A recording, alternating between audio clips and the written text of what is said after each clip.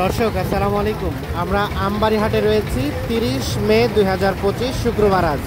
আর কুরবানির জমজমাট কেনাবেচা চলছে এবং গত 2 দিন ধরে কিন্তু মুষলধারে একটানা বৃষ্টি পড়ছে। আর বৃষ্টির কারণে আজকে কিন্তু আমবাড়ি হাটে দেখছেন যে দীর্ঘ গরুর গাড়ির লাইন লেগে গেছে।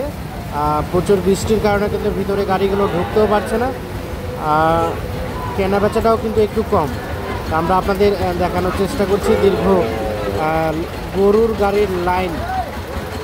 তো দেখছেন এইভাবে কিন্তু অসংখ্য গাড়ি কিন্তু রাস্তায় দাঁড়িয়ে আছে, কারণ বৃষ্টির কারণে ভিতরে ঢোকার মতো প্লেস পাচ্ছে না।